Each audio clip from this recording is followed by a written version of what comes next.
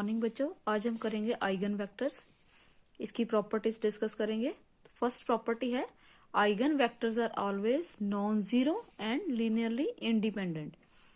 तो एज्यूम कर लो लेमडा 1 लेमडा 2 लेमडा n क्या है, distinct eigenvalues and x1 x2 xn उनके कॉरस्पॉन्डिंग आइगन वेक्टर्स हैं।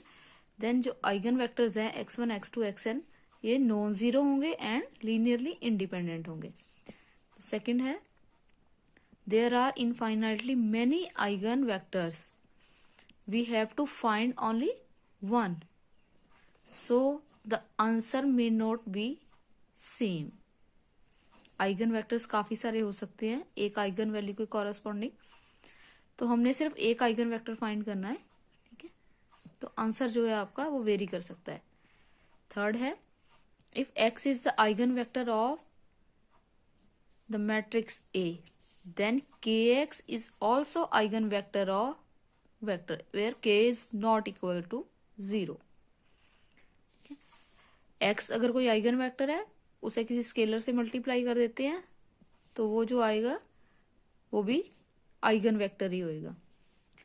नेक्स्ट है two eigenvectors x1 x2 are said to be orthogonal if x1 dash x2 is equal to 0, that is their dot product is 0। next है a square matrix of order n may have n linearly independent eigenvectors or less।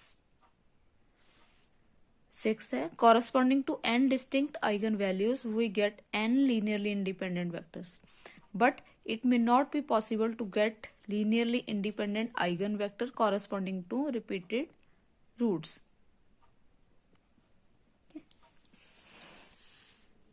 Next means eigenvectors of symmetric matrix are orthogonal if and only if roots are distinct। अगर distinct है तभी orthogonal होंगी। अच्छा next है diagonal matrix. Diagonal matrix क्या होती है, जिसके डायगोनल वाले एलिमेंट नॉन जीरो हो बाकी सारे जीरो हो। अब कोई डायगोनालाइजेबल मैट्रिक्स करनी है हमने, डायगोनालाइजेबल मैट्रिक्स। तो how to check matrix is diagonalizable और नॉट। तो सपोज कर लो ए क्या है, ये मैट्रिक्स दी हुई है be square matrix of order n by n। Then find, पहले कैरेक्टरिस्टिक इक्वेशन फाइंड करनी है इसकी a minus lambda I mod equal to 0 करके, and find out eigenvalues and eigenvectors। ठीक है, ये इस टाइप से let lambda 1 lambda 2 lambda n are n distinct eigenvalues of matrix A and x1 x2 xn are eigenvectors corresponding to eigenvalues।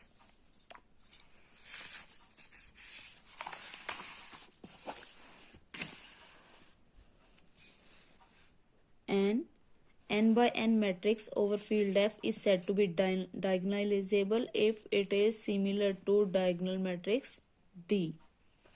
In other words, A is diagonal if there exists, क्या exist करता है, a non-singular matrix means invertible matrix P such that P inverse AP is equal to D, means P inverse AP is equal to diagonal lambda 1 lambda 2 lambda n eigen values of A।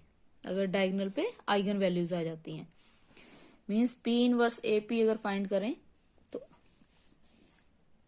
Diagonal वाले element non zero बाकी जीरो, but diagonal पे जो eigenvalues आ जाए।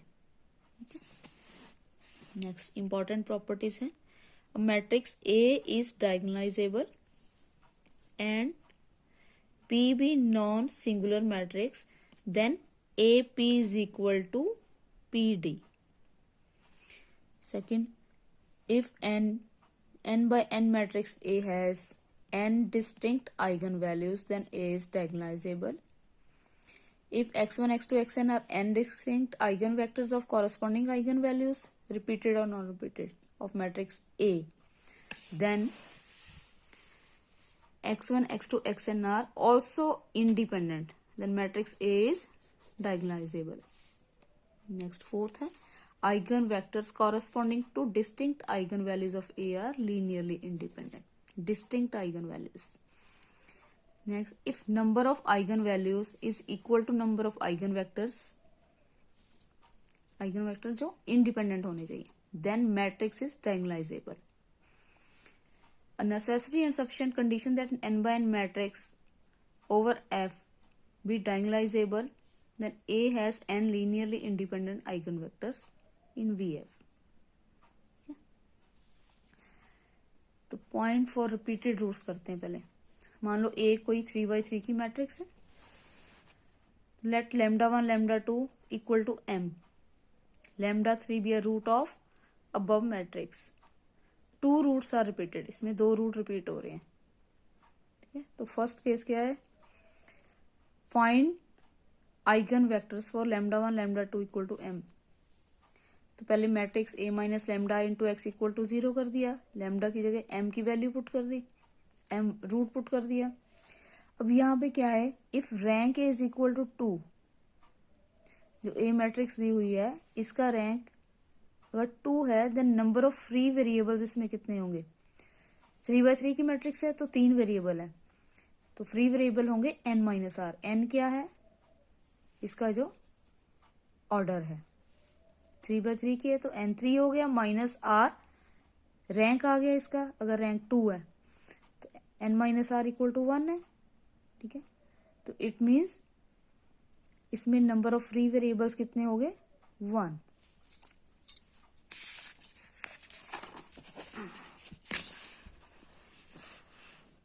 That case we get only one eigenvector for 2 repeated roots. जो λ1 λ2 m है तो हम उसके corresponding only one eigenvector find करेंगे. Let then this eigenvector be x1. तो x1 मान लिया हमने, x1 x2 x3.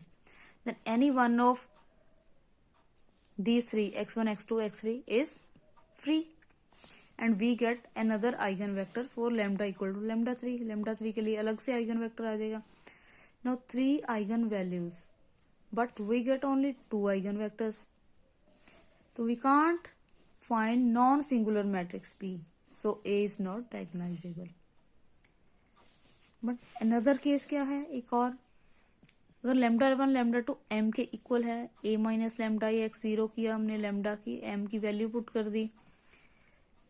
सपोज कर लो A का रैंक 1 है जो गिवन मैट्रिक्स है, तो नंबर ऑफ फ्री वेरिएबल्स कितने हो गए, n माइनस आर. ऑर्डर उसका 3x3 की थी तो n3 हो गया, minus rank 1, number of free variables 2 आ गए. In that case we get 2 eigen vectors. अगर 2 फ्री वेरिएबल आ जाते हैं तो 2 आइगन वेक्टर आ जाएंगे यहाँ से. Let x1 x2 be 2 eigen vectors. Then any 2 of x1 x2 x3 are free. ठीक है, now find eigen vector for lambda equal to λ3. λ3 के लिए अलग से आइगन वेक्टर आ जाएगा. Let x3 be the third eigenvector. Hence we get 3 eigenvectors x1 x2 x3. Then we can find non singular matrix P. अब हम find कर सकते हैं x1 x2 x3 non singular matrix P. Therefore A is diagonalizable and elements of diagonalizable matrix have eigen values. ठीक है, example कराऊंगी अभी आपको, उससे आपको ज्यादा क्लियर हो जाएगा. नेक्स्ट, सिमिलर मैट्रिसेस क्या होती हैं. A is said to be similar to B if there exists a non-singular matrix P such that B is equal to P inverse AP. This transformation of A to B is known as similarity transformation. Similar matrices A, B, C etc. have same eigenvalues. तो matrices similar होती हैं, उनकी eigenvalues भी हमेशा same होंगी. If characteristic equation of similar matrices are same, then power of a matrix A power n. A power n क्या होगी, P D power n P inverse. P क्या है, नॉन सिंगुलर मैट्रिक्स है. पहले हमने किया था A is equal to P D P inverse. अब A पावर n कर देंगे तो D पावर n हो जाता है. ठीक है,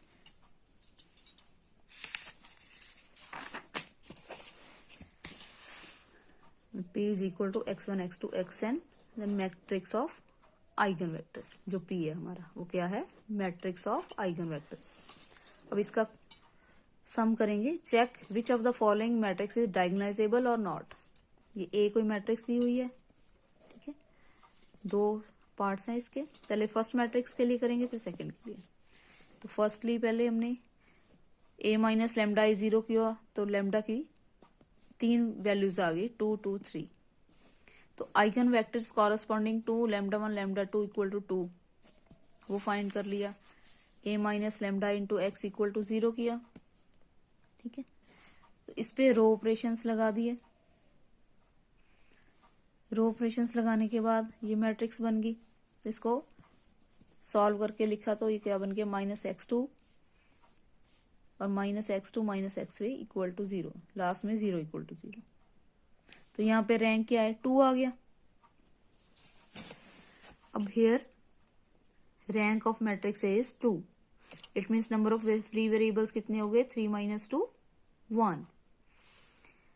x2 0 है, x2 प्लस x3 0 है, x3 0 आ गया यहाँ से।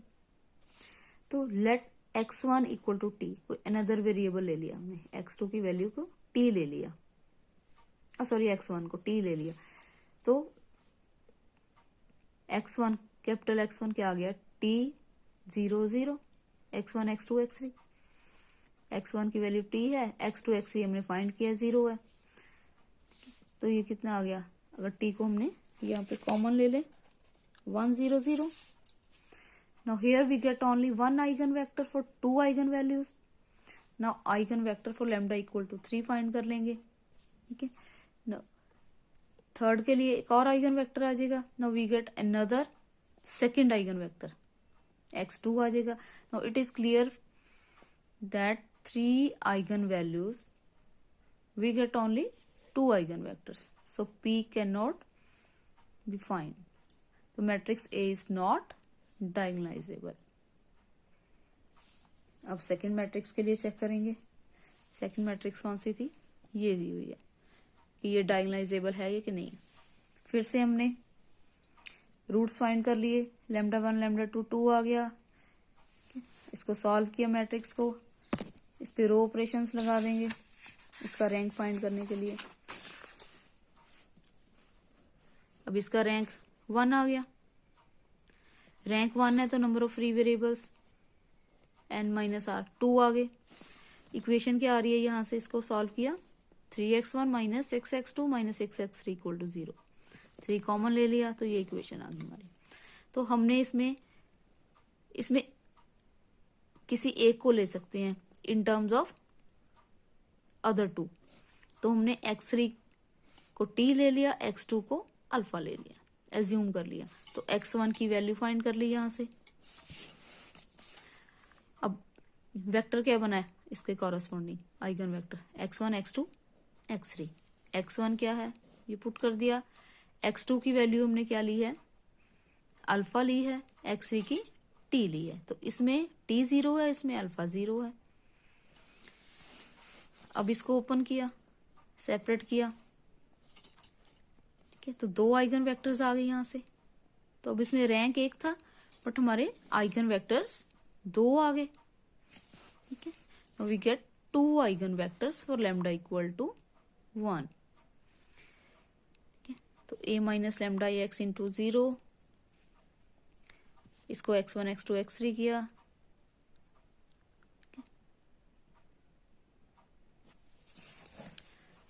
अब लेमडा इक्वल टू 1 के लिए फाइंड कर रहे हैं हम, ठीक है। तो थर्ड आइगन वेक्टर आ जाएगा x3, 3 - 1 3।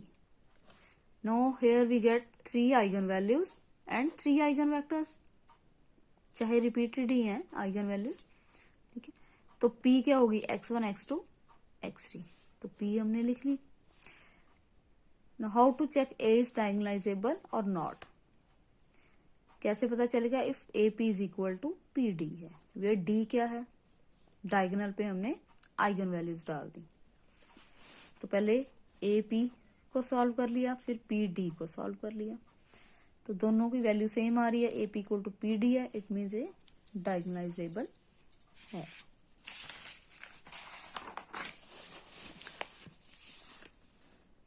तो ऐसे एक और इम्पोर्टेंट पॉइंट है, if S is a diagonalizable matrix and T is a matrix such that S plus alpha T is equal to I. I क्या है? आइडेंटिटी है. अल्फा क्या है? एनी रियल है. अल्फा बिलोंग्स टू आर है. Then T is diagonalizable. तो T जो है वो डायगोनलाइजेबल. S तो है ही diagonal matrix, diagonalizable matrix. T कोई एक मैट्रिक्स है जिसको किसी स्केलर से मल्टीप्लाई करने के बाद उसको हमने S जो ऑलरेडी डायगोनलाइजेबल है उसमें ऐड किया और ऐड करने के बाद आइडेंटिटी आ गई तो T भी डायगोनलाइजेबल होगी.